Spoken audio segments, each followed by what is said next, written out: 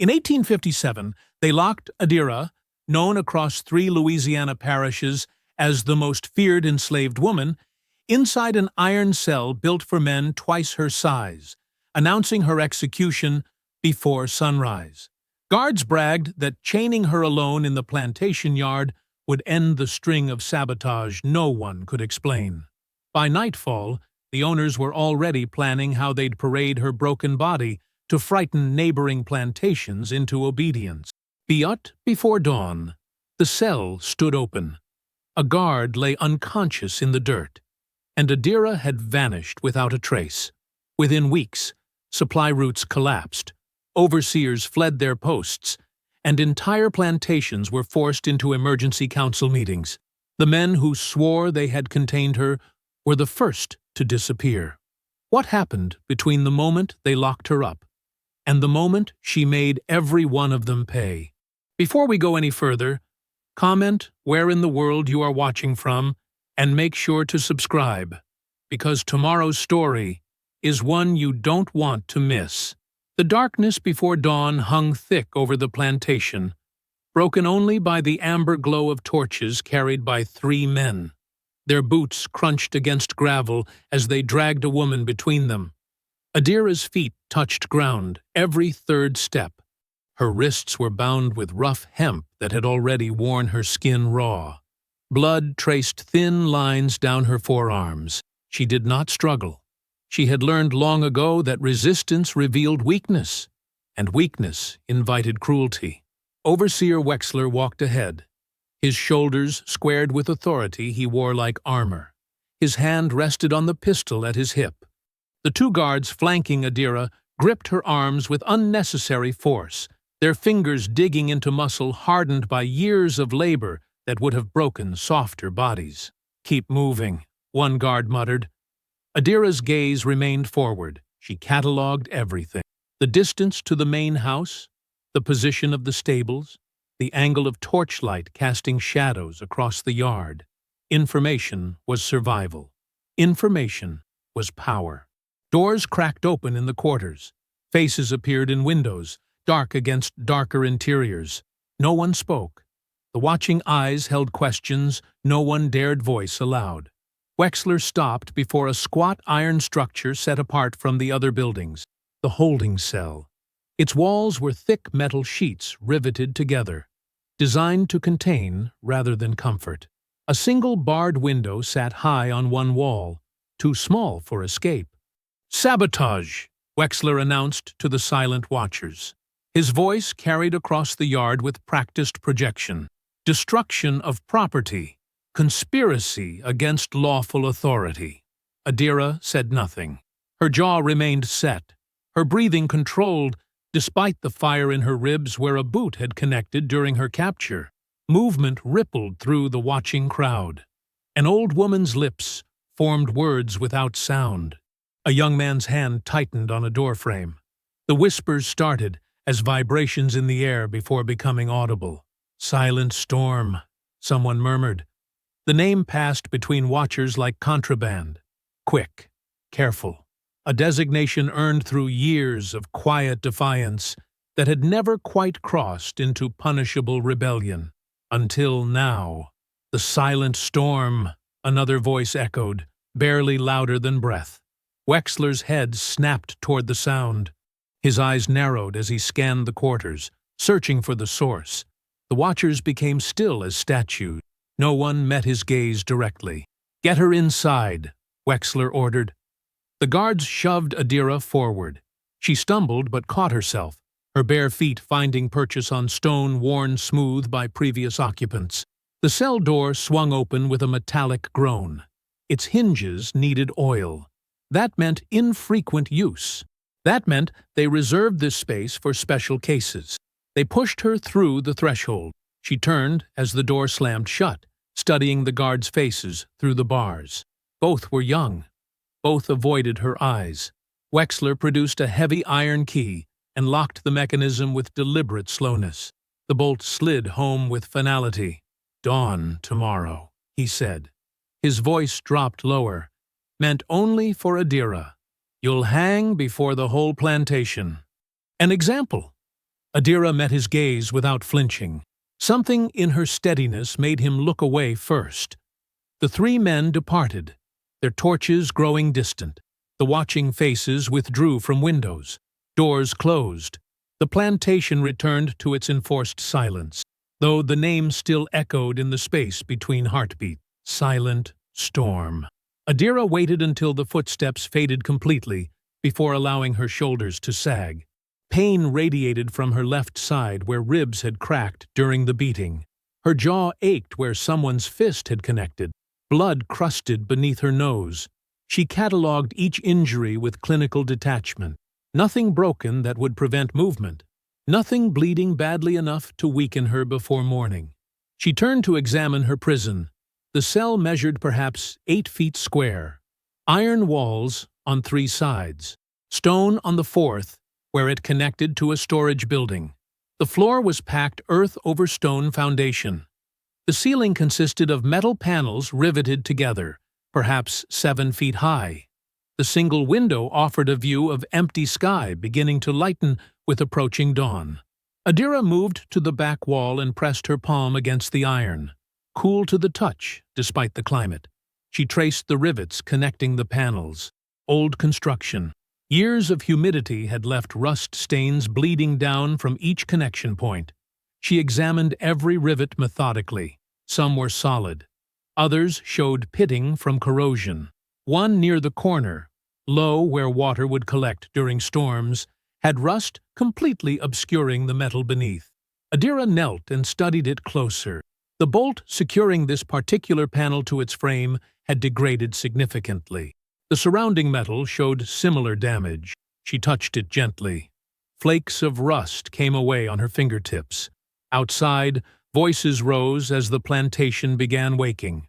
Guards calling positions, overseers shouting orders, the machinery of oppression starting another day's rotation. Adira marked the changing light. She counted footsteps as guards passed near the cell. 3 times in the first hour. Regular intervals, predictable patterns. She returned to the weakened bolt and considered it from multiple angles. The damage was extensive, but the panel remained secured by 3 other connection points. Removing this single bolt would not free the panel. Even if she could work it loose, the noise would alert the guards. Even if she could remove the entire panel, the opening would be tight. Her shoulders were broad from years of physical labor. Brute force would fail. Simple escape would fail. She needed strategy. She needed timing. She needed to transform this single weakness into an opening large enough to matter. Sun broke over the eastern horizon, spilling gold across the yard. A guard approached and stopped outside the cell. "Dawn tomorrow," he repeated unnecessarily. "Your execution happens at first light." Adira looked at the weakened bolt one final time, then settled against the wall to wait. The afternoon sun turned the iron cell into an oven. Heat radiated from every surface. The metal walls absorbed sunlight and held it, transforming the small space into something meant to punish before execution could. Sweat traced paths down Adira's spine, soaking into fabric already stiff with dried blood and dirt.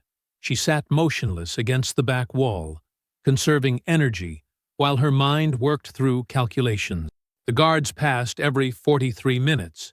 She had counted 5 rotations since dawn, marking time by the angle of light through the high window. The pattern held consistent.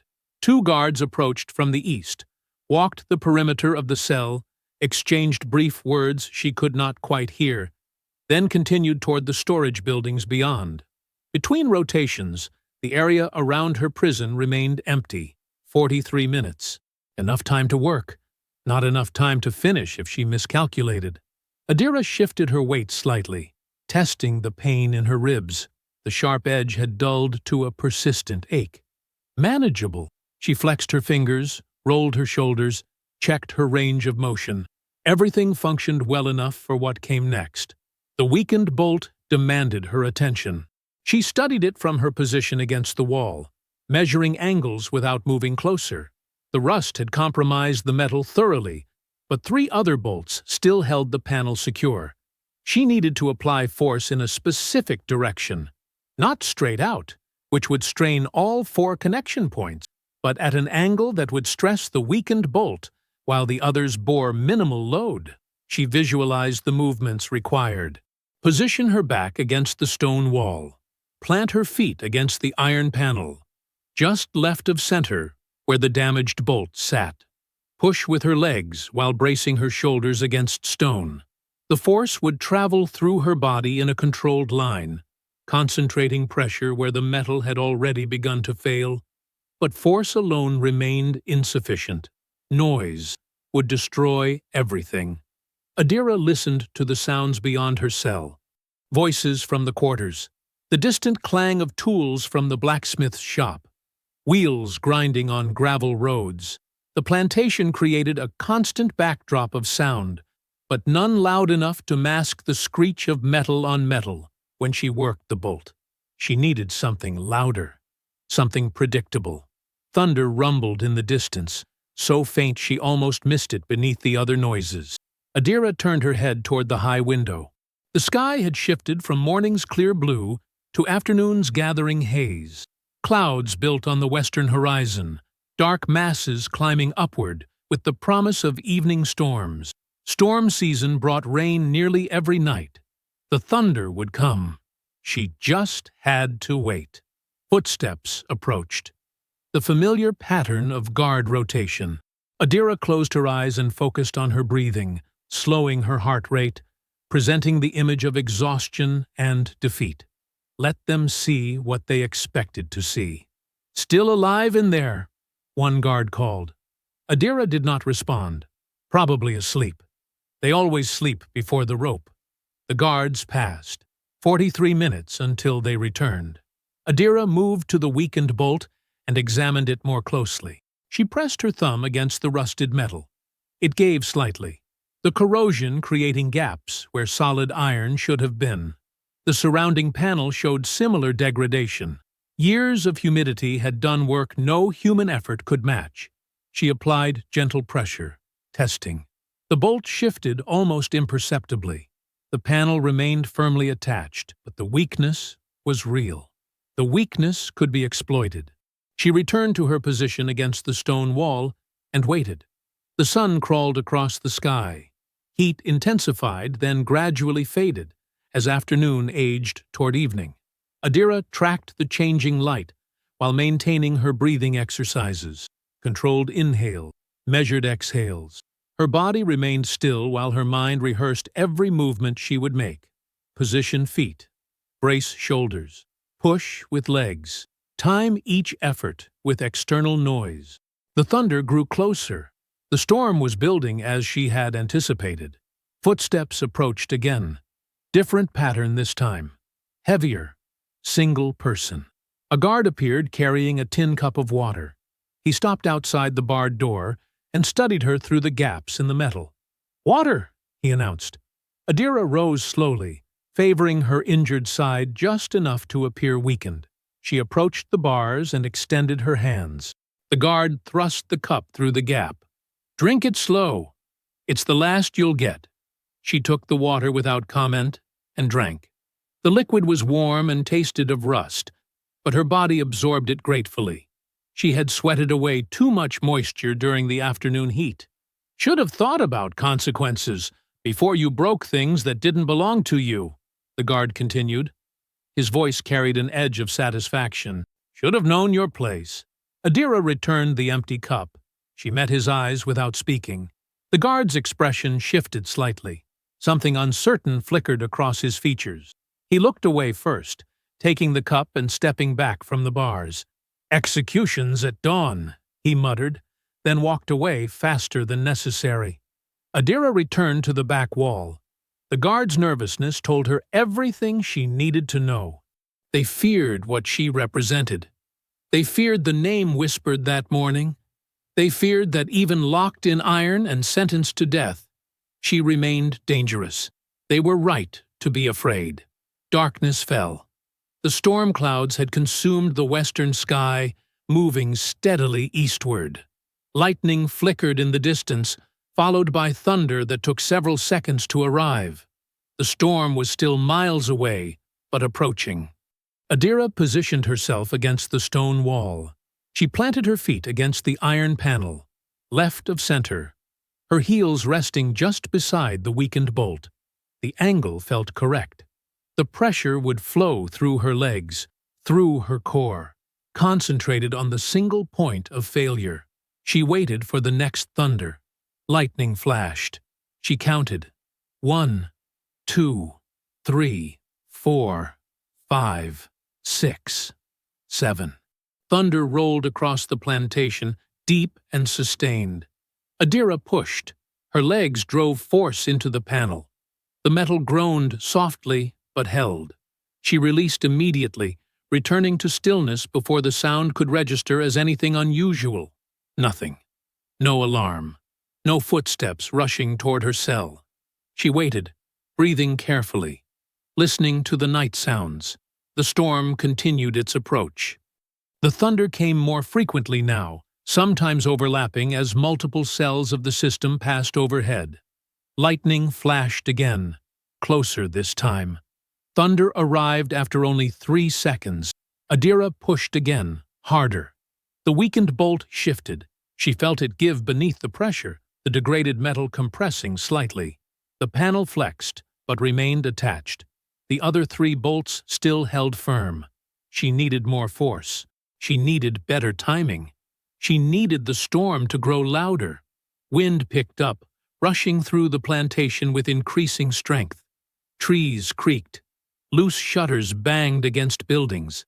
The storm was nearly overhead now, bringing chaos that would mask her efforts. Rain began falling in heavy drops that struck the iron roof like drumbeats. Within moments, the drops became a downpour, hammering the metal with sustained noise that drowned out all subtler sounds. Lightning split the sky directly above. Thunder followed instantly, a crack so loud Adira felt it in her chest. She braced her shoulders against stone and drove her legs into the panel with everything she had. The weakened bolt bent. The panel groaned, but the cell still held. Adira released and settled back against the wall, heart pounding, sweat mixing with rain that blew through the high window. The storm raged around her prison, wind and water and thunder creating a wall of sound. She had loosened the bolt significantly. She had proven the weakness could be exploited, but she had not broken free. The storm showed no signs of fading. If anything, the rain fell harder. The wind blew stronger. The thunder crashed louder. Adira waited for the next lightning strike, gathering her strength, preparing for the final push that would either free her or reveal the limits of her plan. The storm was loud enough now. When the next thunder came, she would break through or break herself, trying. Midnight passed while the storm consumed the world beyond Adira's cell. Rain hammered the iron roof in waves that rolled across the metal like thunder itself. Wind tore through the plantation grounds, ripping loose anything not properly secured. Trees bent and creaked. Buildings groaned under the assault. The night had become chaos. Adira waited in position against the stone wall, feet planted on the iron panel, shoulders braced for the next push. Her muscles burned from previous attempts, but the bolt had weakened considerably. She had felt it bend during her last effort. One more concentrated strike would finish what she had started. Lightning illuminated the cell interior in stark white flashes. Thunder followed so close the sound had no space between cause and effect. The storm sat directly overhead now, unleashing its full power on the plantation. Adira counted the seconds between strikes. The pattern had become almost rhythmic. Flash, immediate thunder, 3 seconds of rumbling aftermath. Brief silence. Flash, thunder, rumble, silence. She timed her breathing to match the cycle. Inhaled during silence. Exhaled during rumble. Focus during the brief gaps between. Flash. Thunder cracked like splitting wood. Adira drove her legs into the panel with every ounce of strength her body possessed. Her shoulders pressed hard against stone. Her core tightened. Her leg muscles screamed as she poured force through them into the single weakened point. The bolt snapped. The panel lurched outward with a shriek of metal that disappeared beneath the thunder's roar. Adira scrambled forward immediately, catching the panel before it could swing wide and crash against the cell frame. She eased it open just enough to create a gap, moving with controlled precision despite her racing heart. Cold rain struck her face as she squeezed through the opening. She emerged into the storm-torn night and dropped into a crouch beside the cell. Scanning the darkness for movement, the yard appeared empty. Guards had retreated to covered positions during the worst of the storm, unwilling to stand watch in conditions that made vision impossible and comfort non-existent. Their lanterns created distant pools of yellow light near the main buildings, but the area around her cell remained dark. Adira moved along the wall, keeping low, using the stone structure as cover. Her bare feet found purchase on mud-slicked ground. Rain soaked through her thin clothing within seconds, but the cold water helped sharpen her focus. She was outside. She was free. She just had to stay that way. A figure emerged from the darkness ahead, materializing from the rain like a ghost. The guard walked with his head down, one hand holding his hat against the wind. He carried a lantern in his other hand, the light swinging wildly as he approached the cell. Adira pressed herself against the wall and waited. The guard reached the cell door and raised his lantern. He squinted through the bars, trying to see inside. His free hand reached for the latch to verify it remained secure. Adira stepped forward and struck. She grabbed his wrist and twisted, forcing him to drop the lantern. The light fell into mud and died immediately. Her other hand found the pressure point on his neck, the exact spot that would send him into unconsciousness without permanent damage. He struggled for perhaps 2 seconds before his body went limp. She lowered him carefully to the ground and stripped his belt. Keys jangled from a metal ring. She took them and moved away from the cell, angling toward the fields where darkness would provide better cover than structures and walls. The quarters stood to her left, dark and silent. The main house rose to her right, windows glowing with lamplight behind shuttered glass. Ahead lay the fields, row after row of crops disappearing into rain and shadow. Adira ran. Her feet found the rhythm between rows, the pattern familiar from years of forced labor in these same fields. She knew every drainage ditch, every rise and depression in the land, every spot where water pooled during heavy rain. The knowledge guided her through darkness the guards could not penetrate. Shouts erupted behind her. Someone had discovered the unconscious guard. Lantern light bobbed through the rain as searchers spread out from the cell. "She's out! The prisoner escaped!" More voices joined the first. More lights appeared. The plantation was waking despite the late hour and brutal weather. Adira increased her pace, ignoring the pain in her side and the burning in her lungs. The field rows led toward the tree line, toward the boundary where cultivated land gave way to wilderness. She focused on reaching those trees. A guard appeared ahead, cutting across the field to intercept her path. He carried a lantern in one hand and a club in the other. His light swung toward her, and for a moment she was illuminated in its glow. "There!" he shouted. "Northeast field!" Adira veered left and dropped into a drainage ditch. Water rushed through the channel, swollen by hours of rain. She let the current carry her sideways, moving parallel to the field rows while submerged except for her head.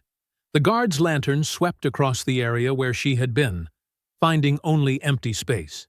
She emerged from the ditch 20 yards farther along and resumed running. The tree line was closer now, dark shapes rising against the slightly lighter sky. Behind her, the guards were spreading out, their lanterns creating a search pattern that methodically covered ground. But they moved cautiously, uncertain where she had gone. Their lights revealed only rain and mud and empty fields. Adira reached the trees and plunged into the forest without slowing. Thorns caught her clothing and scored her skin. Branches whipped her face and arms. The undergrowth grew thick where sunlight reached through gaps in the canopy, creating barriers that required strength to push through. She welcomed the pain. Pain meant movement. Movement meant survival. The ground became softer beneath her feet, transitioning from forest soil to wetland mud. Water pooled in low areas, reflecting what little light penetrated the storm clouds. The trees changed from hardwood to cypress, their roots rising above waterline like gnarled fingers.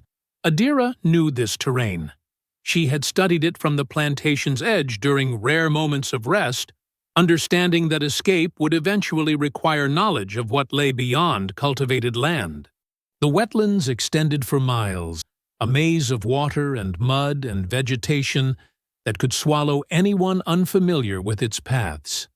She pushed deeper into the swamp, wading through water that rose from her ankles to her knees. The rain continued falling, but seemed gentler here beneath the canopy. Thunder rumbled in the distance, the storm beginning its migration eastward. Behind her, the shouts grew more organized. The alarm had spread beyond the immediate search party. The entire plantation was mobilizing now, preparing for a manhunt that would begin in earnest once the storm passed and daylight made tracking possible. Adira forced herself forward through mud that sucked at her feet with each step. Exhaustion pulled at her body, demanding rest. Her injured side throbbed. Her muscles trembled from sustained exertion. Her lungs burned from running through rain-thick air.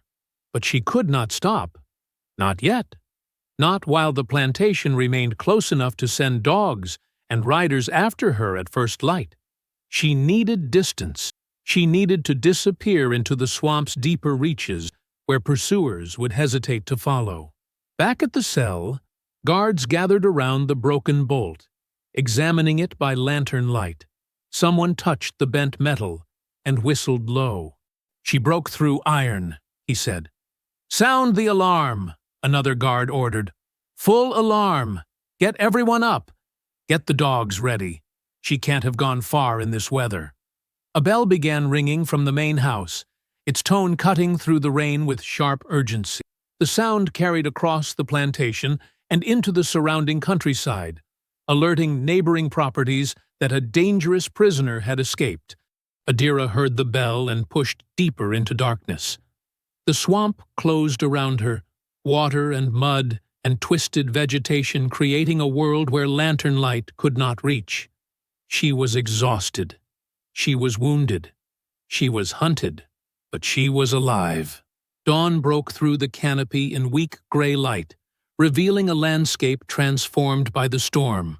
Water covered everything, turning solid ground into uncertain terrain where each step required testing and faith. Adira moved through it with mechanical determination, her body operating on instinct, while her mind drifted toward unconsciousness. She had stopped hearing the plantation bell hours ago. Either the alarm had ceased, or she had traveled far enough that distance muffled the sound. Both possibilities felt equally distant, equally irrelevant. Only movement mattered now. Only the next step, then the next, then the one after that. Her injured side had progressed beyond pain into numbness. The cold water soothed inflammation, but also leached warmth from her core. She shivered constantly despite exertion, her teeth chattering between gasps for air. The vegetation grew thicker as she penetrated deeper into the wetlands. Reeds rose taller than her head, creating walls of green that limited visibility to arm's length in any direction. She pushed through them, feeling their edges slice small cuts into her already abraded skin. Her foot caught on a submerged root. She stumbled forward, barely catching herself on a cypress trunk. The bark scraped her palms. She held on for a moment, resting her forehead against the rough surface, breathing hard. Just a little farther, just until she found higher ground, just until she could rest without drowning in her sleep. She released the tree and took another step, then another. The water deepened to her thighs, forcing her to wade rather than walk. Her progress slowed to a crawl, as exhaustion finally overwhelmed determination. Her vision blurred. The reeds seemed to multiply, shifting and swaying even when wind did not blow. She blinked hard, trying to clear her sight. But the world refused to stabilize. Her knees buckled. She fell forward into the water, catching herself on her hands before her face submerged. For a long moment, she remained there, on all fours in the swamp, water flowing around her body. She tried to push herself upright, but her arms would not cooperate. This is how it ends, she thought distantly. Not by execution, by collapse. She managed to drag herself toward what looked like slightly higher ground, a muddy bank where reeds grew from soil instead of standing water. She pulled herself onto it and rolled onto her back, staring up at the canopy while her chest heaved with labored breathing. Rest. Just for a moment. Just until strength returned. Her eyes closed. Found something. The voice came from somewhere above her, young and uncertain. Adira tried to open her eyes, but her body refused the command. She alive? Another voice, slightly deeper. Think so. She's breathing. Hands touched her shoulder, gentle but firm. Someone was checking her pulse, assessing her condition with practiced efficiency. Get Elias, the second voice ordered. Tell him we have a visitor. Tell him she looks like she ran through hell to get here. Footsteps splashed away through water. The remaining presence stayed close, and Adira felt fabric being draped over her body. A blanket, rough but dry. Can you hear me? The young voice asked. You're safe. We're going to help you. Adira managed to open her eyes to slits. A face hovered above her, belonging to a boy who could not have seen more than 16 years. His expression mixed concern with excitement, the look of someone encountering something unexpected and significant. What's your name? He asked. She tried to speak but produced only a rasp. Her throat had closed from dehydration and exertion. Don't talk yet, the boy said. Save your strength. We'll get you to the settlement. More footsteps approached, multiple people this time. Hands slipped beneath her body, lifting her with coordinated effort. She was being carried through the swamp, her rescuers navigating terrain with the confidence of long familiarity. Easy with her, Lani, someone cautioned. We don't know what injuries she's carrying. The world blurred into fragments of sensation, movement, voices, the sensation of being transported through water and across solid ground. She drifted in and out of awareness, her consciousness too depleted to maintain focus. When clarity returned, she found herself lying on a raised platform inside a structure built from salvaged lumber and woven palm fronds. Daylight filtered through gaps in the walls, creating patterns of light and shadow across packed earth floor. A woman knelt beside her, older and weathered, applying something cool to the cuts on Adira's arms. The substance stung briefly before numbing the pain. Medicinal paste, made from swamp plants. You're awake, the woman observed without looking up from her work. Good. Means you're stronger than you look. Adira tried to sit up, but gentle pressure on her shoulder kept her down. Not yet, the woman said. Let me finish treating these wounds. Then we'll see about getting food and water into you. The boy from earlier, Lani, appeared in the doorway. Elias wants to see her once she can stand. Tell Elias she'll stand when she's ready and not before, the woman replied firmly. I won't have him interrogating someone in this condition. He said it's urgent. Everything's urgent to Elias. She'll keep another hour. Lani retreated, and the woman continued her methodical treatment. She cleaned each wound, applied paste, and wrapped the worst cuts with strips of clean cloth. Her movements carried the efficiency of someone who had performed this task many times before. What's your name? The woman asked as she worked. Adira. The woman's hands paused briefly before resuming their work. Just Adira? Yes. Where'd you run from? Ashford Plantation, north of here. The woman nodded slowly. "We know Ashford. Heard their alarm bell last night during the storm. Figured someone made a break for it." She finished wrapping a cut on Adira's forearm. "Didn't figure they'd make it this far." She produced a water skin and held it to Adira's lips. "Drink." Slowly. The water was cool and clean, tasting of minerals and earth. Adira forced herself to sip rather than gulp, knowing her stomach would rebel against too much too quickly. After several swallows, the woman pulled the water skin away. "That's enough for now. We'll give you more in a bit, along with some food." She sat back on her heels, studying Adira with sharp eyes. "You've got training. The way you carry yourself, even exhausted and injured. Military? No. But you've fought before. When necessary." The woman's expression revealed nothing. She gathered her supplies and stood. "Rest while you can. Elias doesn't wait long, and once he starts asking questions, he expects answers." She left, and Adira was alone in the structure. She used the privacy to assess her surroundings more carefully. The platform she lay on was constructed from salvaged planks, elevated to keep occupants above water during flooding. The walls were woven tight enough to block rain, but loose enough to allow air circulation. Everything spoke of practical construction by people who understood their environment intimately. Through the gaps, she could see portions of the settlement. Other structures similar to this one, connected by raised walkways. People moving between buildings with purpose, carrying tools and supplies. Children playing under watchful supervision. A community that had built something functional and sustainable in terrain most people considered uninhabitable. Footsteps approached on the walkway outside. A man entered, tall and lean, with graying hair and eyes that missed nothing. He carried himself with quiet authority, the bearing of someone accustomed to leadership through earned respect rather than imposed power. "I'm Elias," he said. "This is my settlement. You're Adira?" "Yes."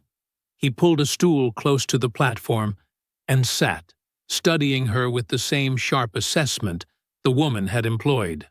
"Lonnie found you collapsed near our northern lookout. That's deep swamp. Difficult terrain even for people who know it. You came from Ashford?"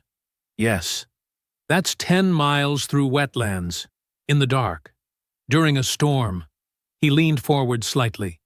"Most people who try that route die before they reach half the distance." Adira said nothing, conserving her strength. Elias continued, "Ashford's been getting worse over the past year. New overseer, harsher methods. We've heard stories." He paused.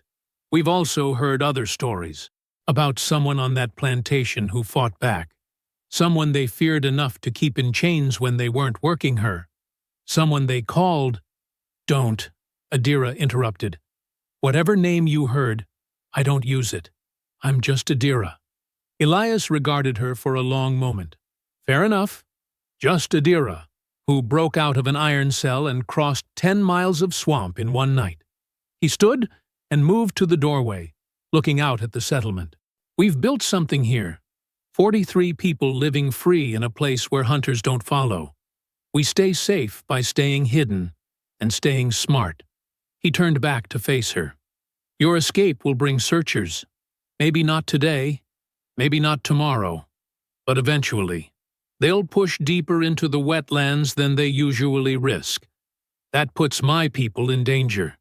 "I didn't know this settlement existed," Adira said. "I know. But now you do.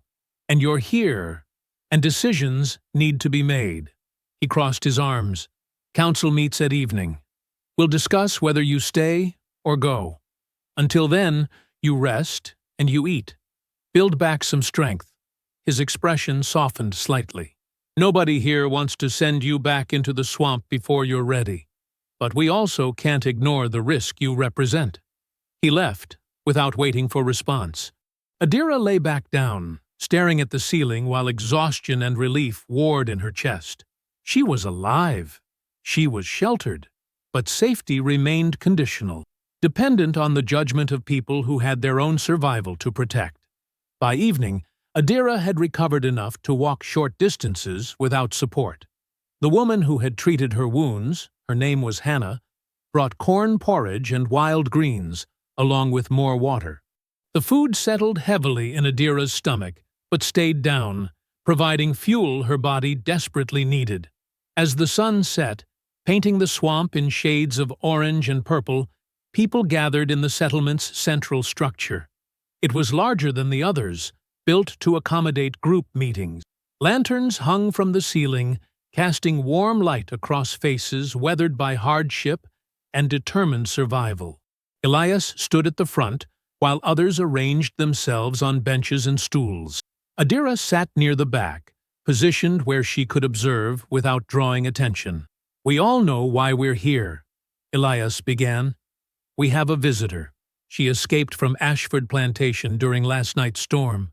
She's injured and exhausted, and by our customs, she deserves shelter and care." He paused.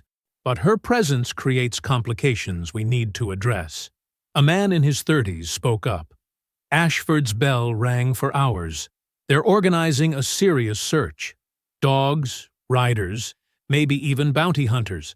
If they track her here—" "They won't," Lani interjected. "The storm washed away her trail. I checked the route she came in by. No tracks, no scent markers, nothing to follow." "This time," an older woman said. "But Ashford won't stop looking. They never do when someone escapes. And if they push deeper into the swamp, they might stumble onto us even without a trail to follow." Hannah stood. "So we send her away? Weak and barely recovered? That's not who we are. We're people who protect our own," someone else countered. "She's not our own. She's a stranger who brought danger to our door." Elias raised his hand, quieting the rising debate. "Both points stand. We don't abandon people who need help. We also don't ignore threats to our community." He looked directly at Adira. "What do you say? What are your intentions?" All eyes turned to her. Adira stood slowly, feeling the weight of their collective judgment. "I didn't know this place existed," she said clearly. "I was running from execution, trying to reach anywhere that wasn't Ashford. I have no claim on your shelter, and no right to endanger what you've built." She met Elias's gaze steadily. "If you want me gone, I'll leave at first light. If you're willing to let me stay until I'm strong enough to travel safely, I'll contribute however I can, and move on when the time's right." Silence filled the structure as people absorbed her words. Elias nodded slowly. "Direct. I appreciate that." He turned back to the assembly. "Here's what I propose. She stays until she's recovered enough to travel without dying within a day. While she's here, we double our watch rotations and scout farther out for any sign of searchers. We also review our defensive positions and make sure we can disappear deeper into the swamp if necessary." He looked around the room. "Her escape reminded us that Ashford's getting more aggressive. That's information worth having, even if it comes with complications." Murmurs of agreement rippled through the gathering, though some faces remained skeptical. "All in favor?" Elias asked. Hands rose slowly, one after another, until a clear majority showed support. "Settled then," Elias said. "Adira stays until recovered. We increase security. And we use this time to make sure our community can handle whatever comes next." He dismissed the council with a nod. People filed out, some glancing at Adira with curiosity, others with wariness. Hannah approached and squeezed her shoulder briefly before leaving. Elias remained behind, waiting until they were alone. "You bought yourself time," he said. "Use it wisely. Help where you can. Learn our routines. And most importantly," he stepped closer, his voice dropping, "understand that if your presence brings real danger to these people, I will choose them over you. Every time. Without hesitation." "I understand," Adira replied. "Good." He moved toward the exit, then paused. "Hannah says you have combat training. Real training, not just survival fighting. If that's true, maybe you can help strengthen our defensive knowledge while you're here. God knows we could use it." He left, and Adira stood alone in the empty council structure, surrounded by dying lantern light and the knowledge that her survival remained temporary, conditional, and entirely dependent on circumstances beyond her control. Morning light filtered through the gaps in the hut's walls, waking Adira before most of the settlement stirred. Her body ached less than yesterday, though stiffness remained in her shoulders and lower back. She sat up carefully, testing her range of motion. Better. Not fully recovered, but functional. She stepped outside onto the raised walkway, breathing in air thick with moisture and the earthy smell of decaying vegetation. The settlement spread before her in calculated arrangement. 6 primary structures connected by elevated paths, with smaller storage platforms positioned at strategic intervals. Cooking fires were built in designated areas where smoke could disperse naturally through the canopy. Everything showed deliberate planning aimed at minimizing detection. But Adira's trained eye caught problems immediately. The northern approach had clear sight lines into the settlement's center. Anyone positioned in those trees could observe most daily activities without being seen. The southern perimeter relied on natural barriers, thorns and dense undergrowth, but lacked active monitoring. If someone willing to endure discomfort pushed through, they'd reach the settlement's edge without triggering any alarm. People emerged from their huts as sunrise strengthened. Children were shepherded to a central platform where an older woman began teaching lessons. Adults dispersed to various tasks, tending fish traps, repairing structures, processing food, crafting tools. The community functioned with practiced efficiency, born from necessity. Lani appeared on the walkway, carrying a wooden bucket. He brightened when he saw Adira awake. "You're up early," he said. "Most people who cross the swamp like you did sleep for 2 days straight." "Can't afford to waste time," Adira replied. "Hannah left food in your hut. Said you should eat before doing anything else." He set down the bucket. "But if you're feeling strong enough, some of us usually practice basic defense techniques in the morning. Nothing fancy. Just enough to maybe survive if we ever got cornered." "Show me." Lani led her to a clearing slightly removed from the main settlement, where 4 young people, 3 men, and 1 woman, all in their late teens or early 20s, were already stretching and warming up. They stopped when they saw Adira approach, uncertainty crossing their faces. "This is Adira," Lani announced. "She's staying with us for a bit. I thought maybe she could watch our practice, give us feedback." The woman stepped forward, her expression cautious but direct. "I'm Maya. We've heard stories about what happened at Ashford. If even half of them are true, you know more about real fighting than we do." "What have you been practicing?" Adira asked. They demonstrated their routine. Basic strikes, defensive blocks, grappling positions. The fundamentals were present, but lacked refinement. Their stances left them unbalanced. Their strikes telegraphed intention too obviously. Their defensive movements wasted energy on excessive motion. "You're thinking about individual techniques," Adira said when they finished. "You need to think about combinations, flow, using your opponent's energy against them instead of just trying to overpower." She stepped into the clearing's center. "Attack me! All of you! Don't hold back!" They hesitated until Maya moved first, throwing a committed punch toward Adira's midsection. Adira sidestepped minimally, redirecting Maya's momentum with a light touch that sent the younger woman stumbling past. Before Maya could recover, one of the men rushed from the side.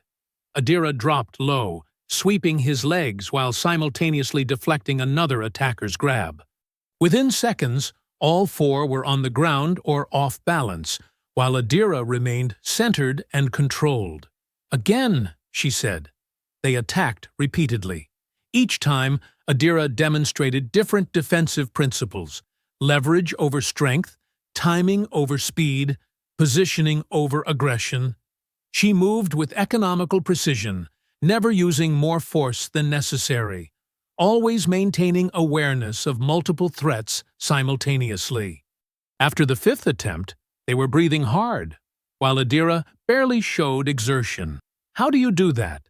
Lani asked, genuinely awed. "Practice. Focus. Understanding that fighting isn't about proving strength. It's about surviving." Adira gestured for them to stand. "Your training focuses too much on what you do. You need to focus on reading what your opponent does, then responding appropriately." She spent the next hour breaking down principles, demonstrating techniques slowly, correcting stances and positioning.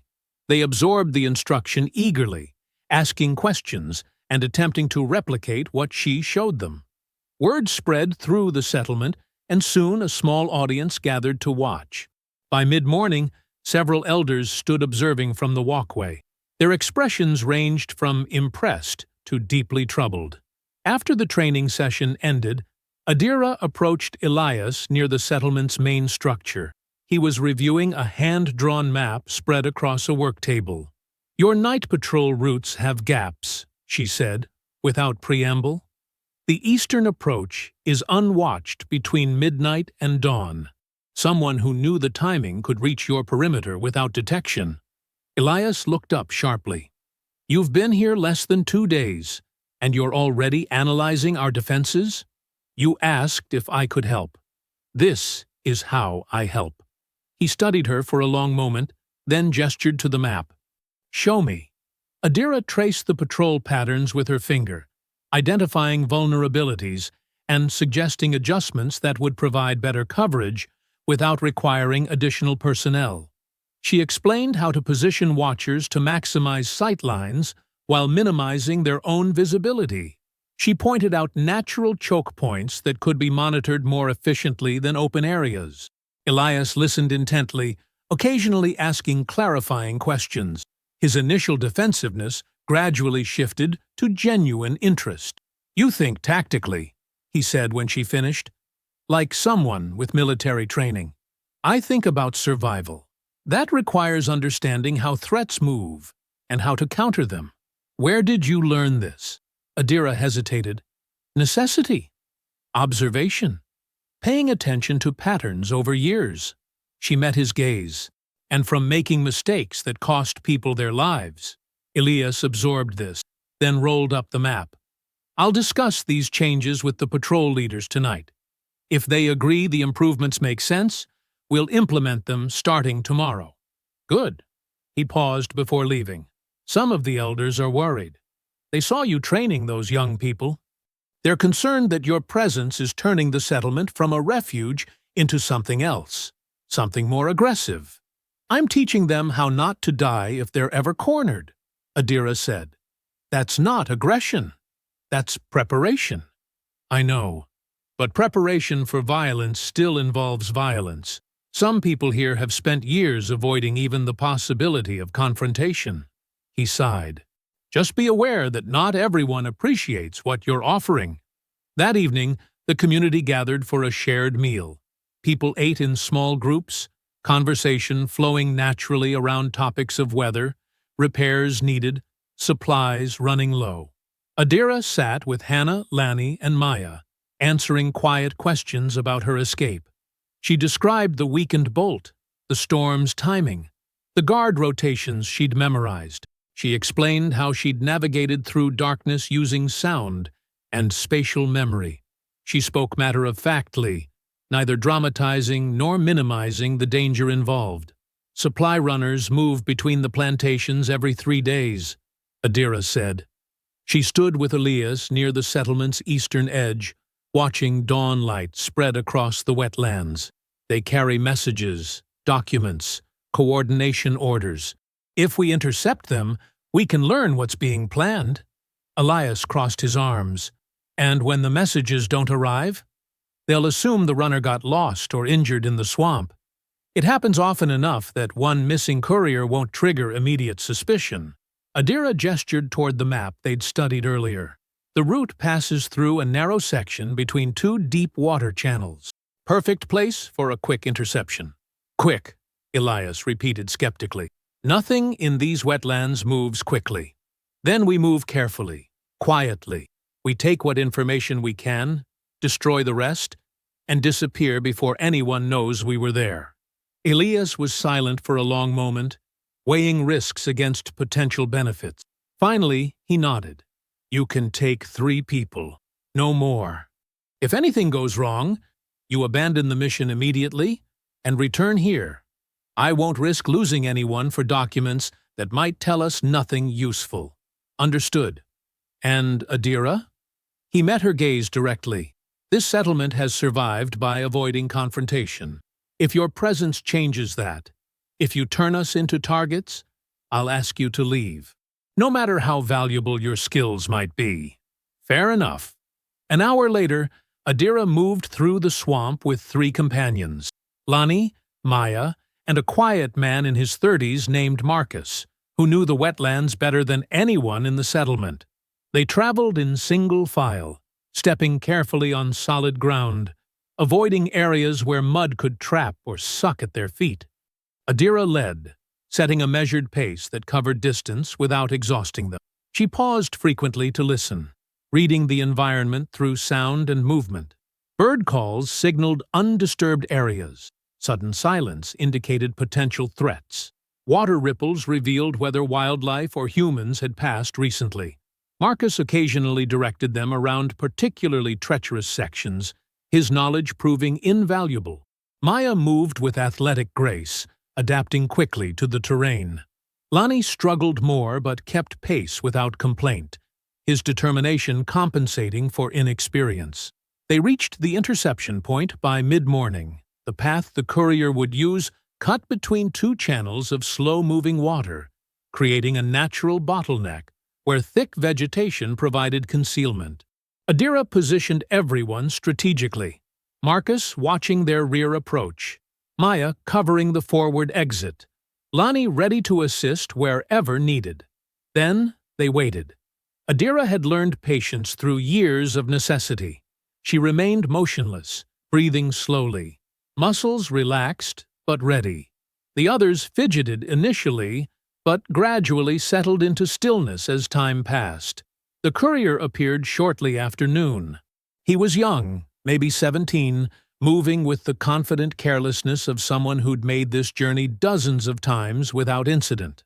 A leather satchel hung across his chest, bulging with documents. He picked his way along the path, occasionally swatting at insects, completely unaware of the 4 people watching from concealment.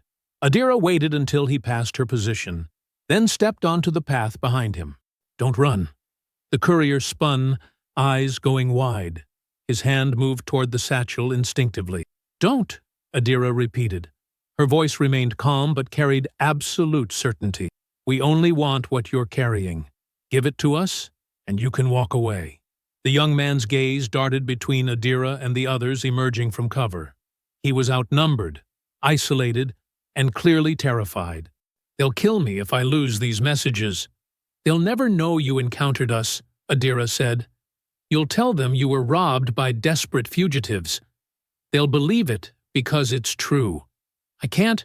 You can, Adira interrupted. And you will, because the alternative is much worse for you.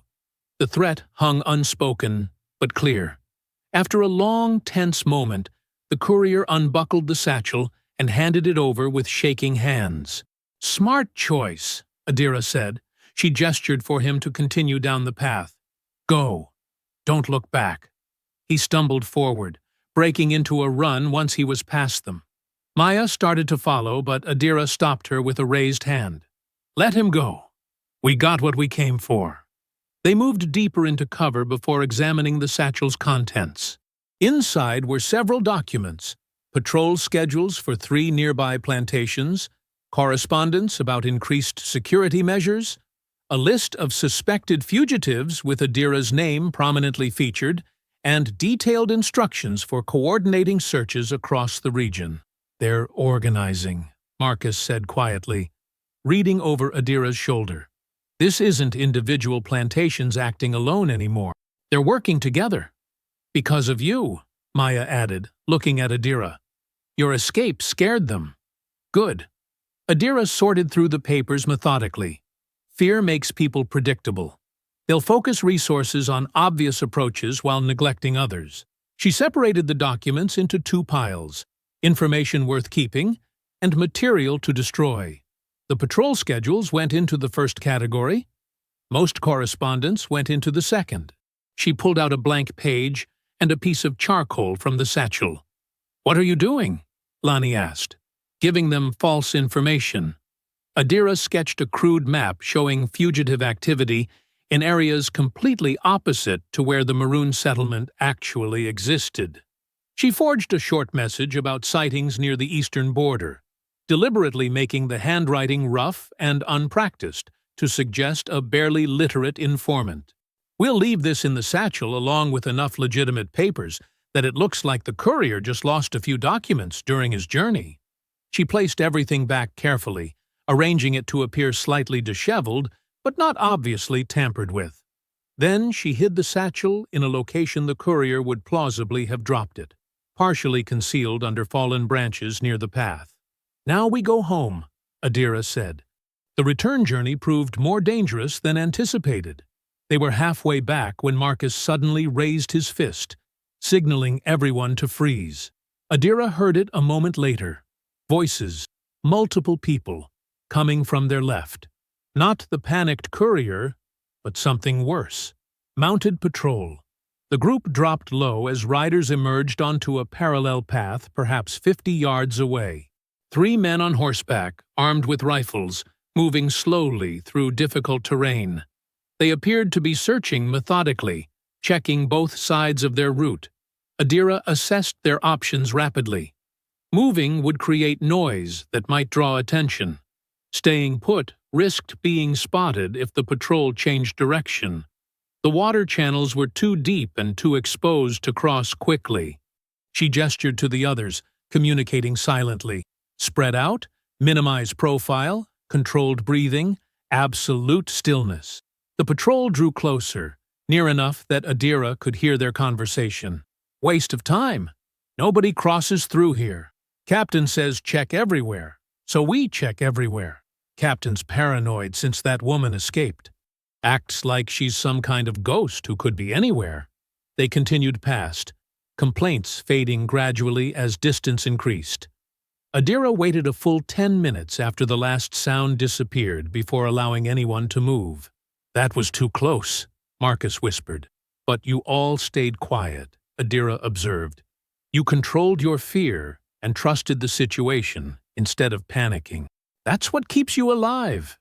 They reached the settlement as twilight settled across the wetlands. Elias met them at the perimeter, relief visible on his weathered face, when he confirmed everyone had returned safely. "Well?" he asked. Adira handed him the documents they'd kept. "They're coordinating across multiple plantations, increasing patrols, offering rewards for information about fugitive locations." She pointed to the map showing patrol schedules. "But now we know exactly where they'll be looking and when." Elias reviewed the papers, his expression growing more serious. "This is valuable intelligence, and there's more we can do with it," Adira said. "These schedules tell us which plantations are weakest on which nights, when guard changes happen, where attention is focused versus where it's neglected." Several community members had gathered to listen, including some of the elders who'd expressed concern about Adira's presence. One of them, a gray-haired woman named Ruth, stepped forward. "You brought them back safely," Ruth said, studying Adira carefully. "And you gained information without bloodshed. That was the goal." Ruth nodded slowly.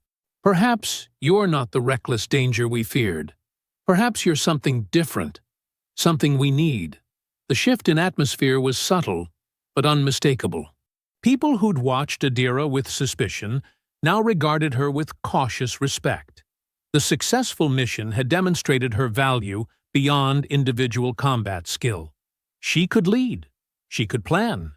She could execute operations that enhanced the community's security rather than threatening it.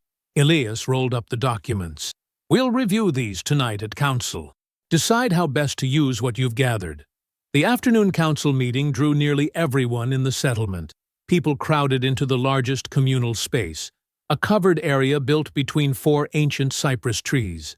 Adira stood before them, her expression calm despite the weight of what she was about to propose.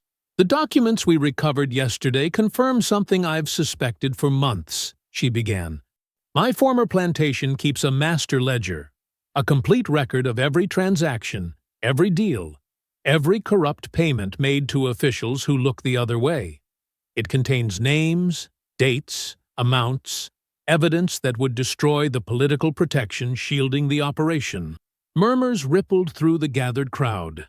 Elias leaned forward from his position at the council table. "You're talking about infiltrating the plantation itself, yes?"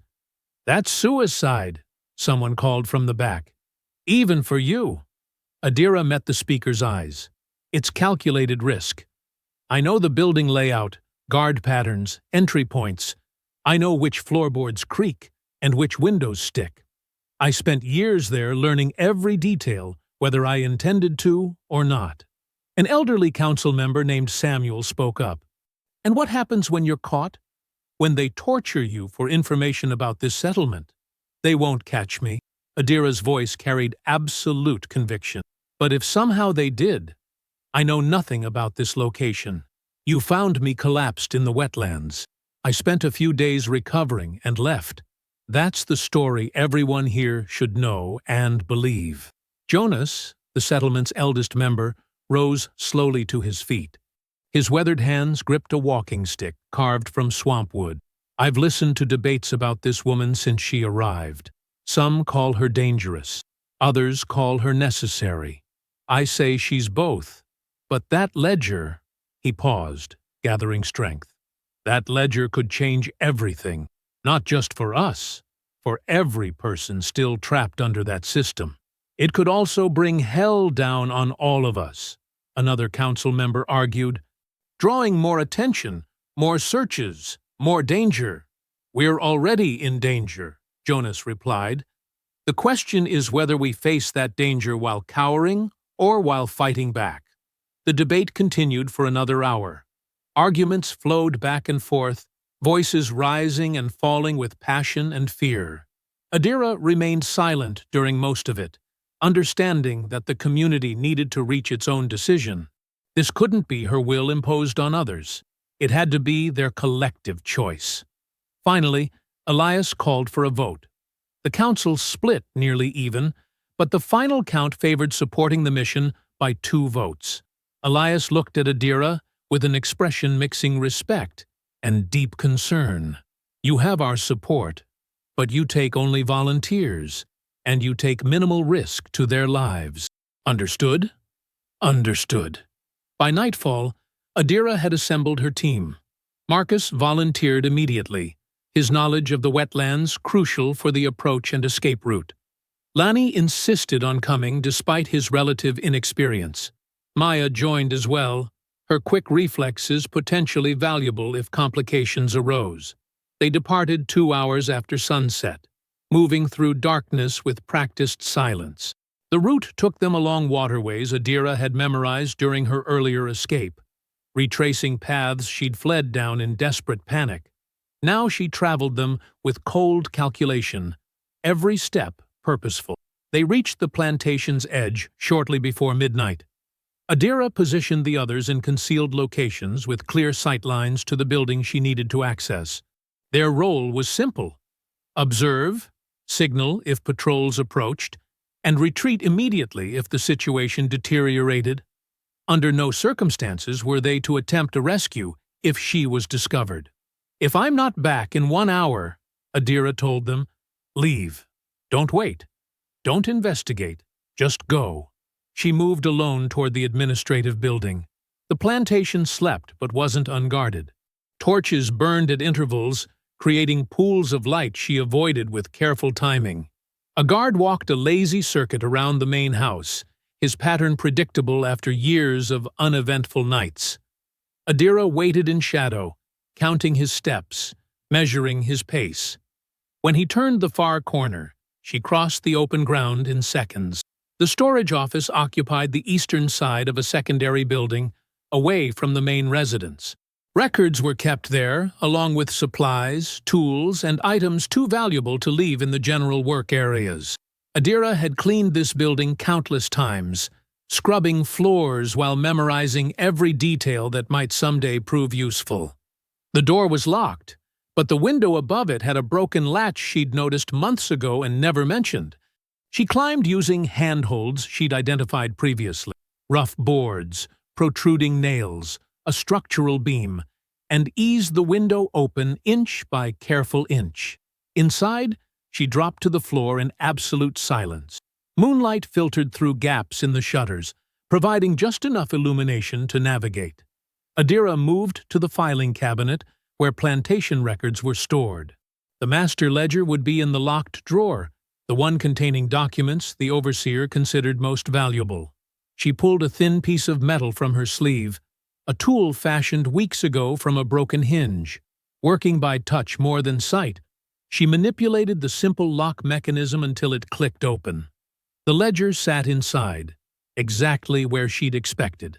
A thick book bound in leather, its pages filled with meticulous handwriting documenting years of corruption, payments to local officials, bribes to judges, arrangements with merchants to fence stolen goods, every transaction that kept the plantation operating outside legal boundaries. Adira lifted it carefully, surprised by its weight. So much evil condensed into bound paper. She tucked it inside her shirt, closed the drawer, and locked it again. Anyone checking casually would see nothing disturbed. The ledger's absence might not be noticed for days, possibly weeks. Getting out proved simpler than entering. She climbed back through the window, closed it behind her, and dropped to the ground just as the guard completed another circuit. She pressed against the building's shadow, waiting for him to pass, then moved swiftly toward the tree line. Marcus, Maya, and Lani materialized from concealment as she approached their position. No words were exchanged. They simply fell into formation and began the return journey, moving as quickly as terrain and darkness allowed. Dawn found them approaching the settlement's perimeter, exhausted but successful. Adira carried the ledger against her chest, feeling its presence like a weapon finally obtained after long preparation. But something was wrong. The settlement felt different. Too quiet. Too still. Elias met them at the entrance, his face drawn with grief and anger. Others gathered behind him, their expressions ranging from sorrow to barely contained rage. "What happened?" Adira asked, though dread already coiled in her stomach. "Slave catchers came at dawn yesterday," Elias said, his voice heavy. "A sweep through the outer wetlands. They were looking for you based on false reports, but they found our fishing camp instead. Most got away, but Jonas—" He stopped, composing himself. "Jonas was there. He couldn't run fast enough. They took him." The words hit Adira like physical blows. Jonas, the elder who'd spoken in her favor, the man who'd supported this mission despite his age and vulnerability. Where did they take him? Her voice came out flat, drained of emotion. "Back to your former plantation. They're holding him as bait, waiting to see if anyone comes for him." Elias met her eyes. "Waiting to see if you come for him." Adira stood motionless, the ledger suddenly feeling impossibly heavy. She'd planned everything carefully, minimized risk, executed flawlessly, and still someone had paid the price. Still the system had found a way to punish those around her. Ruth stepped forward, her weathered face etched with complicated emotion. "This isn't your fault, child. Jonas made his own choices. We all did. He's captured because of me." Adira's hands trembled slightly, the first crack in her controlled exterior. "Because I was here. Because I drew attention. Because my actions always have consequences beyond what I can predict or control." "No," Elias said firmly. "He's captured because this system is evil and captures anyone it can reach. That was true before you arrived, and will be true after you leave. You didn't create this situation. You're just refusing to accept it." But his words couldn't erase the image forming in Adira's mind. Jonas, elderly and frail, in chains, suffering because he'd defended her, held as bait in a trap designed specifically to exploit whatever humanity she had left. She looked down at the ledger pressed against her chest. Evidence that could destroy the plantation's power structure. Proof that could unravel years of corruption. All obtained while an old man who'd supported her was being dragged into captivity. Strategy and human cost. The eternal calculation she could never escape. The morning sun climbed higher, burning away the mist that clung to the wetlands.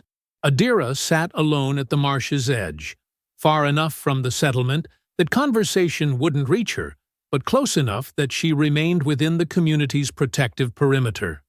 The ledger rested beside her on a flat rock, its leather cover already warping slightly in the humidity. She opened it, forcing herself to read the meticulous entries. Page after page documented systematic corruption. Payments to county officials for overlooking violations. Bribes to judges for favorable rulings in disputes. Arrangements with merchants to purchase goods stolen from enslaved laborers. Financial records showing how the plantation operated outside legal boundaries while presenting a respectable facade to the wider world. This evidence could destroy them, expose their crimes, remove their political protection.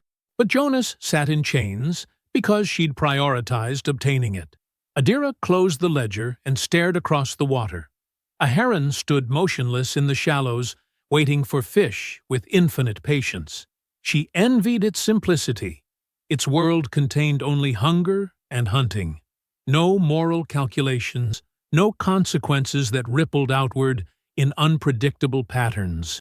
Voices carried from the settlement behind her. Not loud enough to distinguish words, but the tone suggested heated discussion. Debate, division. She'd brought that, too. Footsteps approached through the marsh grass. Adira didn't turn, recognizing Elias's measured gait. He sat beside her without speaking immediately, respecting her need for silence. Finally, he placed a wooden bowl containing cornmeal porridge and dried fish on the rock between them. Ruth insisted. Said you haven't eaten since returning. I'm not hungry. Eat anyway. Starving yourself helps no one.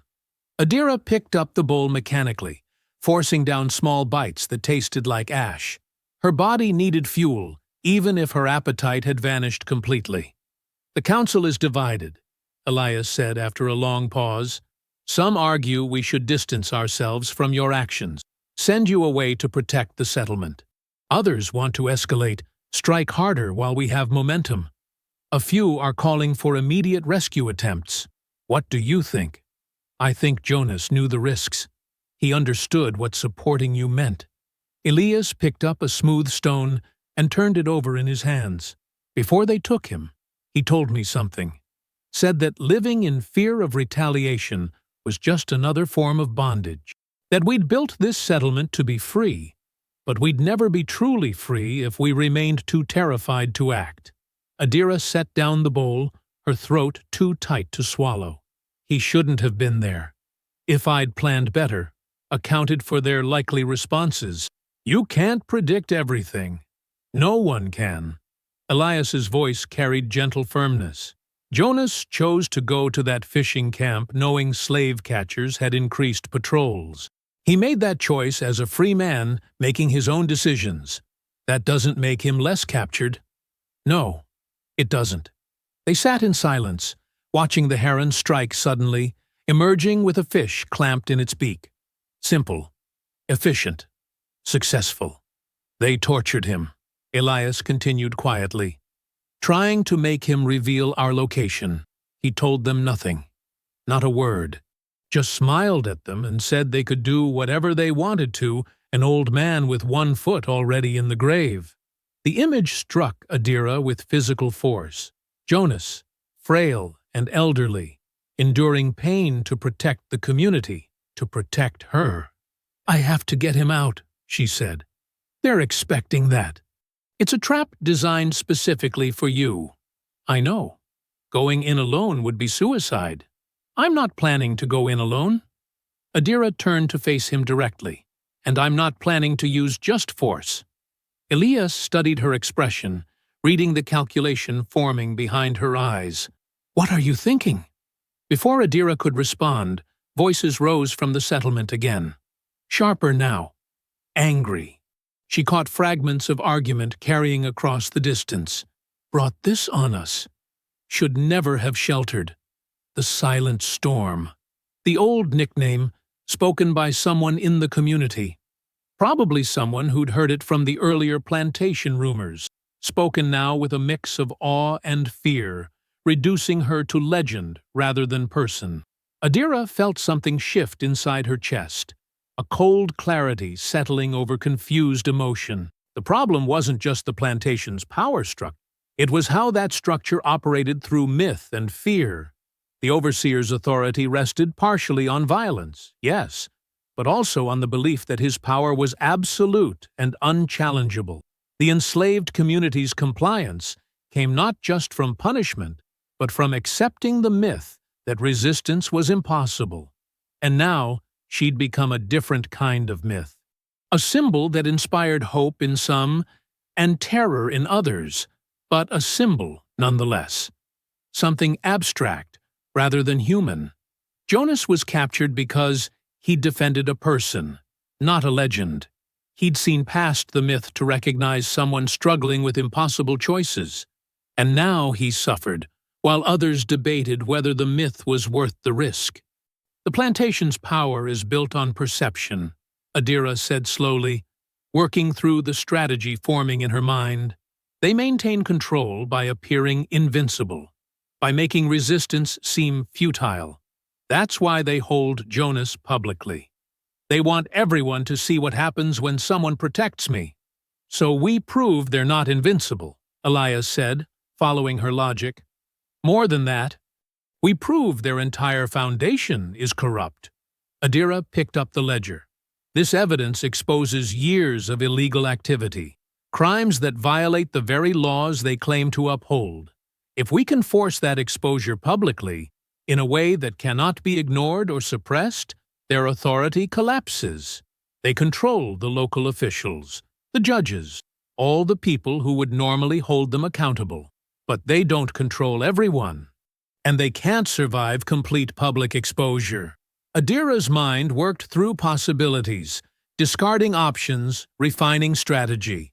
The regional magistrate visits monthly. He's not in their pocket because they've worked hard to hide their corruption from higher authorities. If we can present this evidence to him directly, in front of witnesses, they can't intimidate or silence. Understanding dawned in Elias's eyes. "You want to stage a public confrontation. I want to force them to defend themselves against documented proof of their crimes, in daylight, with witnesses, where violence would only confirm their guilt." Adira stood, feeling purpose crystallize. "We rescue Jonas by destroying the system that holds him. Not through attacking the cage, but by exposing that the cage itself was always illegal." Elias rose as well, his expression mixing admiration with concern.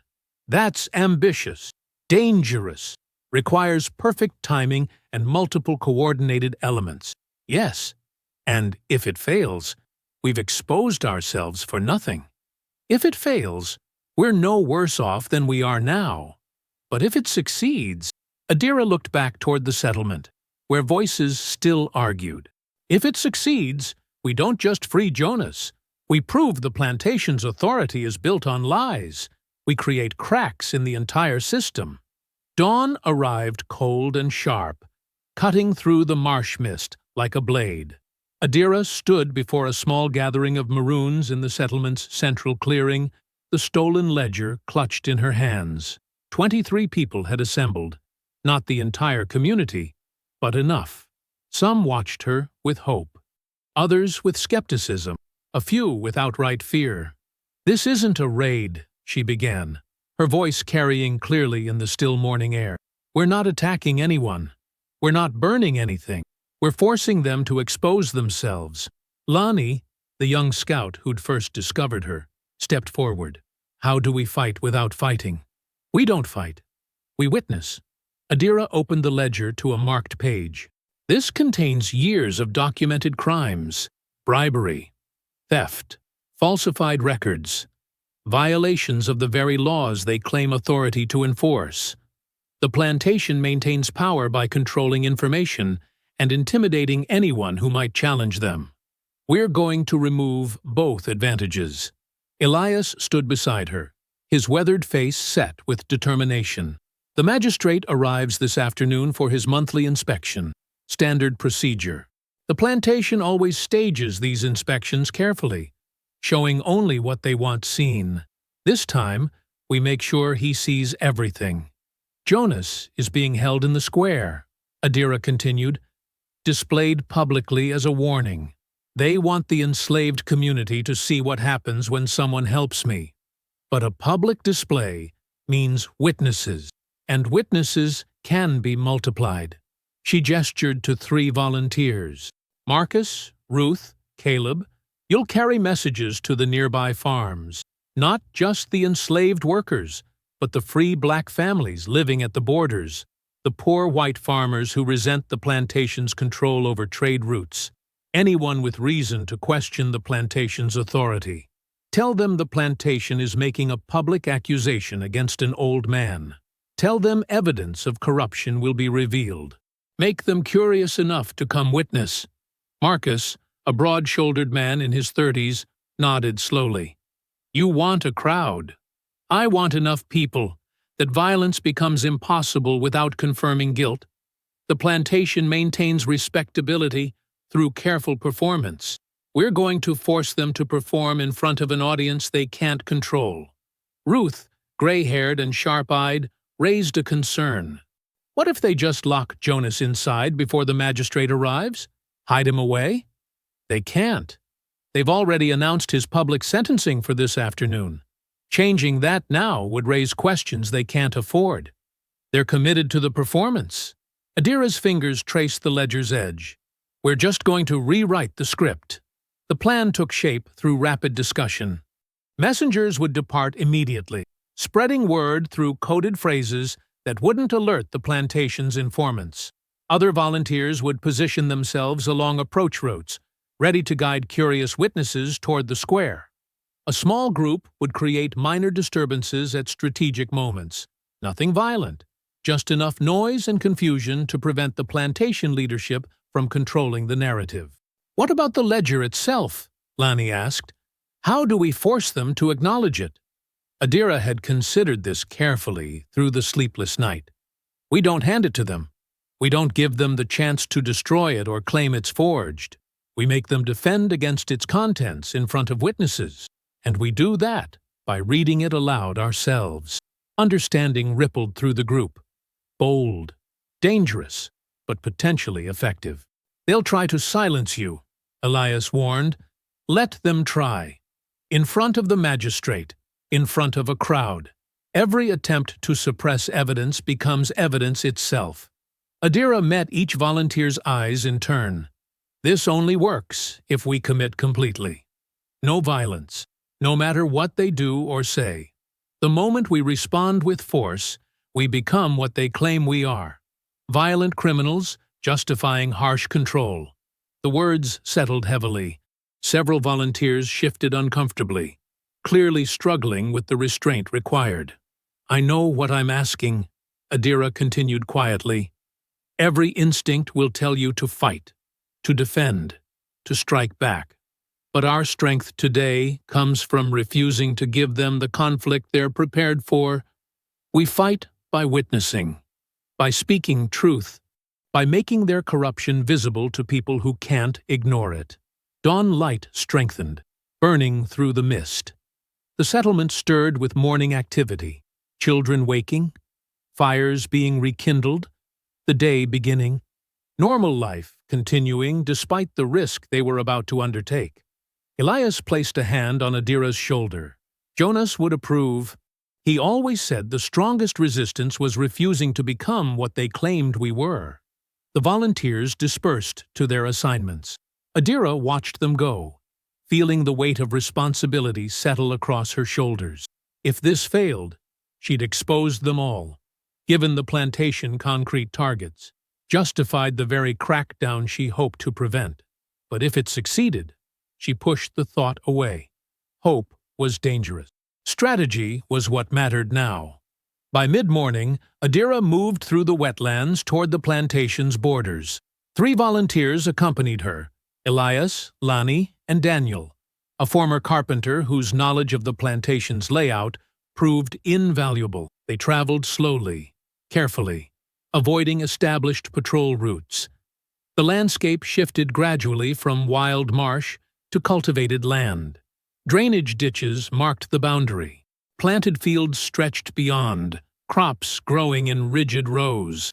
The ordered geometry looked strange after days in the organic chaos of the wetlands. They paused at a tree line overlooking the plantation square. The space was larger than Adira remembered, a broad dirt clearing surrounded by buildings. The main house stood on elevated ground, its white columns gleaming. Storage buildings, workshops, and the overseer's quarters formed a rough perimeter. And in the center of the square stood a wooden platform. Jonas sat on that platform, wrists bound, elderly frame slumped with exhaustion. 2 guards flanked him. Even from this distance, Adira could see bruising on his face, evidence of beatings, of interrogation. Her hands clenched into fists. Elias touched her arm gently, reminding her without words. Strategy, not rage. People were already gathering, more than she'd expected. Enslaved workers moved through their morning tasks, but their movements carried them closer to the square, lingering, watching. A few free black farmers stood at the clearing's edge, drawn by the messages Ruth and Marcus had carried. Several poor white families clustered together, their presence suggesting curiosity about promised revelations. And near the main house, plantation leadership gathered. Overseer Wexler, his harsh face set with satisfaction. The owner, Mr. Blackwood, dressed formally for the magistrate's visit. 3 other men in fine clothing, likely neighboring plantation owners or business associates. They stood conferring, occasionally glancing toward Jonas with expressions of grim approval. The trap was set. The performance prepared. They expected fear and submission. Adira checked the sun's position. The magistrate would arrive within the hour. Time to begin.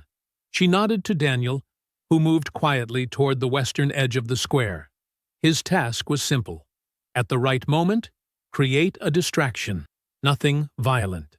Just enough chaos to disrupt the carefully planned proceedings. Lani circled toward the north, positioning herself to guide late-arriving witnesses. Elias remained with Adira, the ledger hidden beneath his worn jacket. "Once we step into that square," he said quietly, "there's no retreating. I know. They'll try to seize you immediately. Wexler's been hunting you for weeks. Let him try." In front of everyone, Adira's voice carried cold certainty. Every aggressive move, every threat, every attempt to silence us, it all becomes evidence when done publicly. She stepped from the tree line into cultivated land, walking with deliberate visibility toward the square. No hiding, no skulking. She moved like someone with every right to be present. Heads turned. Voices rose in surprise and alarm. Overseer Wexler's hand dropped to the pistol at his belt, his face flushing with rage and recognition. Adira kept walking, Elias beside her, approaching the platform where Jonas sat bound and beaten but unbowed. The crowd pressed closer, drawn by sudden drama. Whispers spread like wildfire.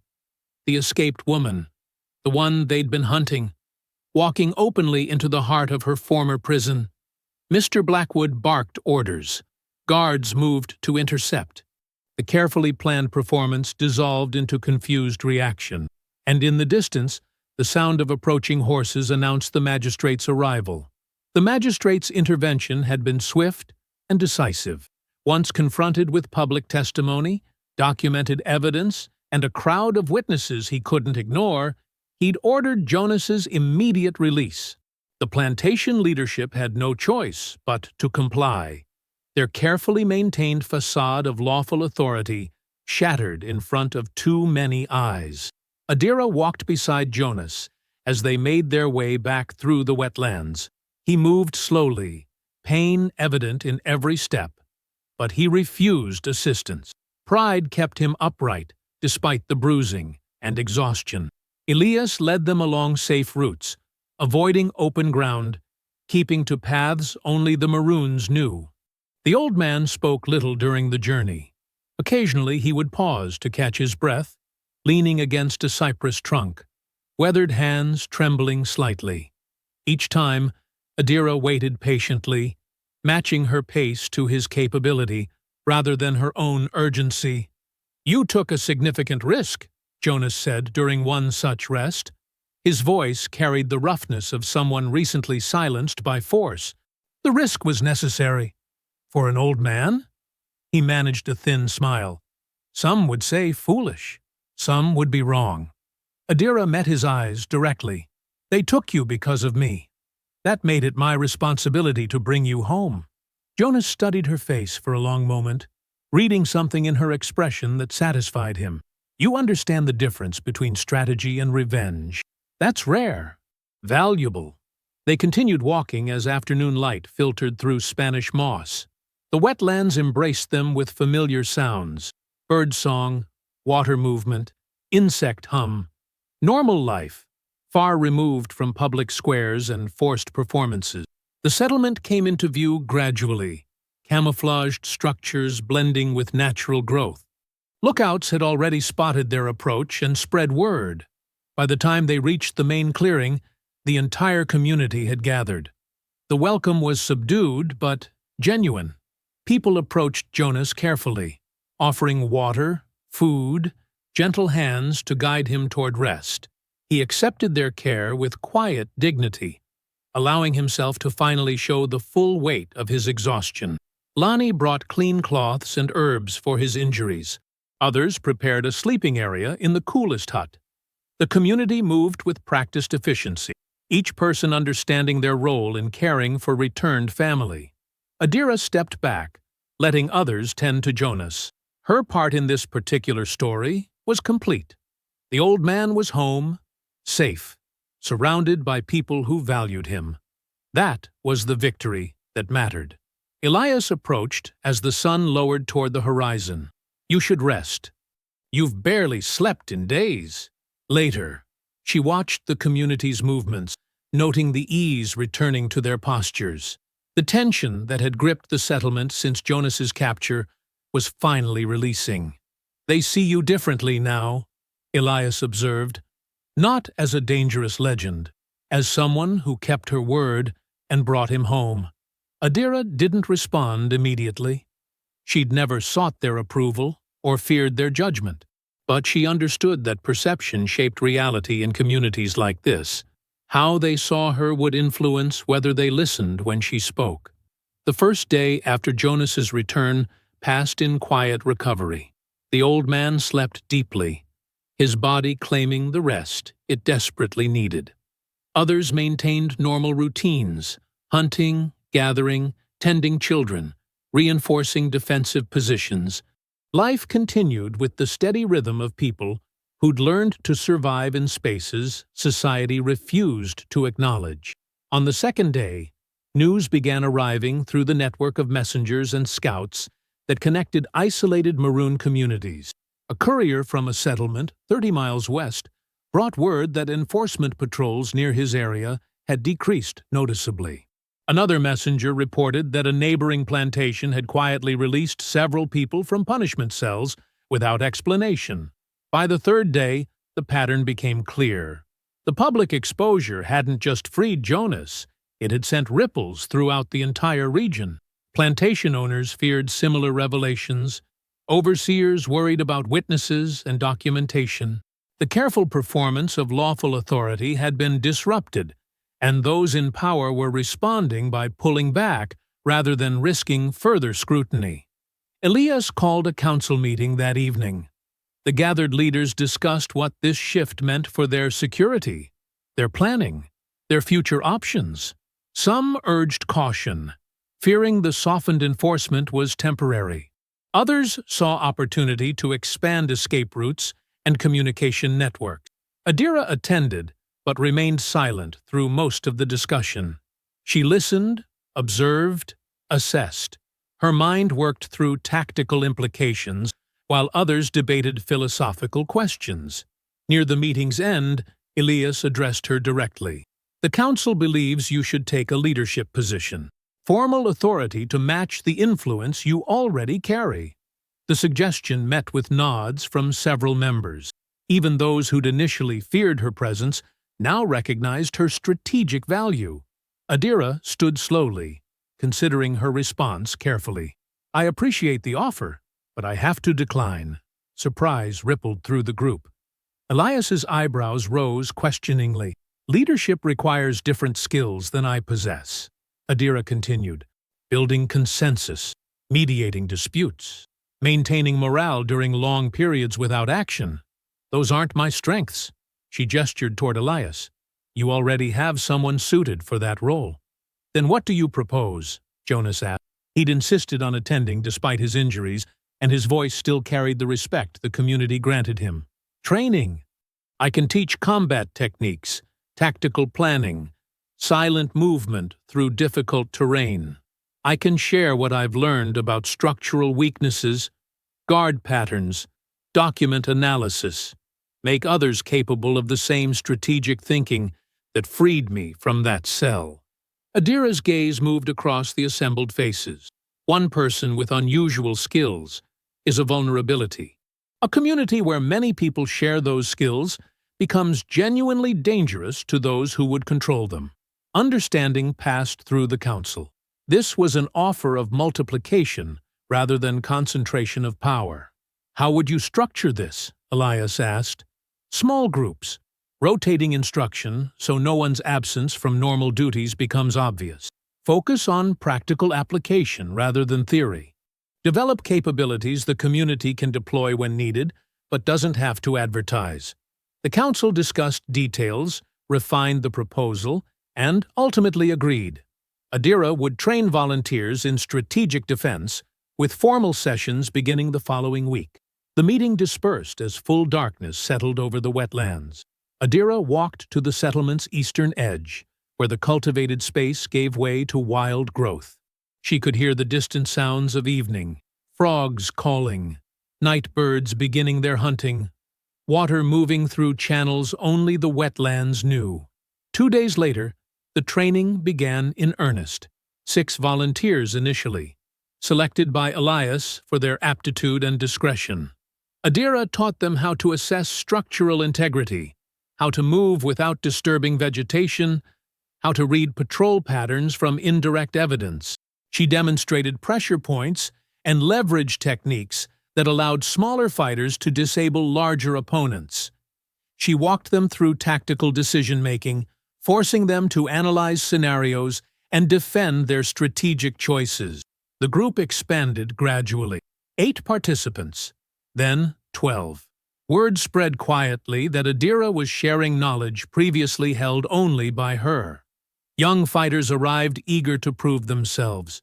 Older community members came to learn defensive techniques appropriate for their capabilities. Adira adjusted her teaching to match each student's strengths.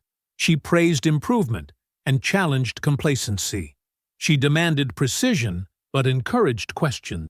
Her reputation as a fearsome legend slowly transformed into something more useful, respect earned through patient instruction and demonstrated expertise. On the 7th evening of training, she stood at the wetland's edge, watching her students practice the movement techniques she'd taught. They flowed between trees with improving silence, their footsteps leaving minimal trace. Some still made mistakes, branches snapping, water splashing too loudly, but their progress was evident. Lani approached particularly gracefully, her smaller frame adapting well to the required precision. Marcus moved with controlled power, learning to moderate his strength for stealth rather than impact. Others demonstrated their own emerging competencies. The sun descended behind cypress canopies, painting the sky in shades of amber and rose. Shadows lengthened across the training ground. Adira felt something unfamiliar settle in her chest. Not satisfaction exactly, but recognition that her actions had created something lasting beyond immediate survival. She'd escaped that iron cell through strategy and strength. She'd freed Jonas through public exposure and calculated risk. But this, teaching others to think tactically, to move deliberately, to resist through coordinated capability rather than individual legend, this might prove the most significant contribution of all. The balance of power had shifted, not dramatically, not permanently, but enough that people who'd lived in fear now trained in competence, enough that communities scattered through the wetlands could coordinate defense rather than merely hide, enough that the systems seeking to destroy them faced resistance too distributed to easily crush. Adira watched her students practice until darkness made further training impossible. Then she dismissed them with instructions for tomorrow's session, her voice carrying the authority of someone who'd earned the right to teach through surviving what others only feared. The wetlands settled into night around her. Somewhere in that darkness, other communities maintained their own resistance. Other escaped people built their own versions of safety. The network continued growing, spreading, becoming something larger than any individual legend. She turned back toward the settlement, where firelight glowed between trees, and the sounds of evening meals being prepared drifted through humid air. Home, for now. Stability, earned through strategic action rather than violent revenge. The silent storm had become something quieter, something more dangerous, a teacher building capacity for sustained resistance, and that, she understood, was the victory that would endure beyond any single dramatic escape or public confrontation. I hope you found that story powerful. Leave a like on the video and subscribe so that you do not miss out on the next one. I have handpicked 2 stories for you that are even more powerful. Have a great day.